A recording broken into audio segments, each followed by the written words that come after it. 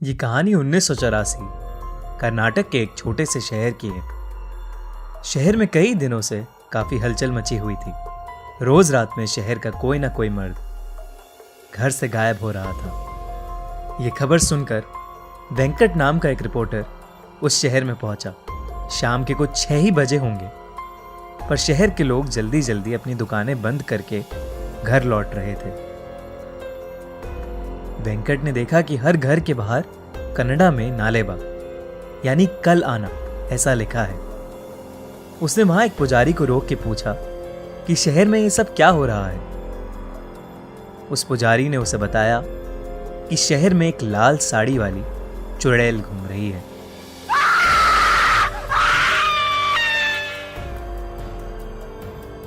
वो रोज रात में घर घर जाके जोर से दरवाजा खटखटाती है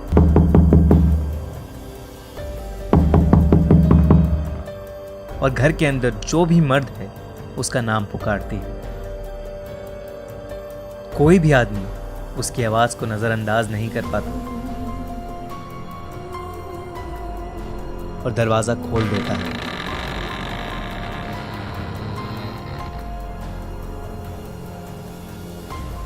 कहते हैं वो चुड़ैल उसे अपने वश में करके कहीं दूर ले जाती है और मार देती है। इसीलिए शहर के लोगों ने उससे बचने के लिए घर के बाहर नालेबा लिखना शुरू किया, जिसे पढ़ के वो आज नहीं बल्कि कल आए और यही सिलसिला जारी रहे। इतना कहकर वो पुजारी जल्दी जल्दी अपने घर के रास्ते चला गया। वेंकट को कल के अखबार के लिए अच्छी कहानी तो मिल गई, पर कुछ ही दूर जाते ही उसका स्कूटर पंक्चर हो गया। अंधेरा हो चुका था और सब लोग अपने घर के अंदर जा चुके थे।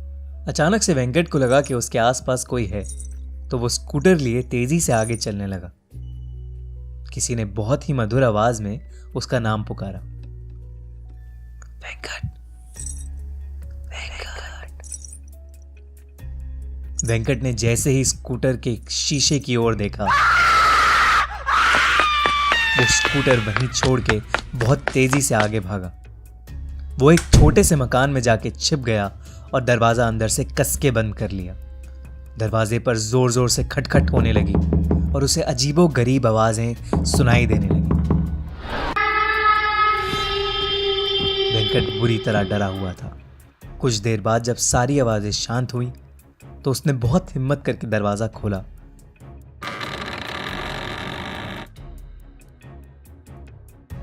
तो वहां कोई नहीं था, पर फिर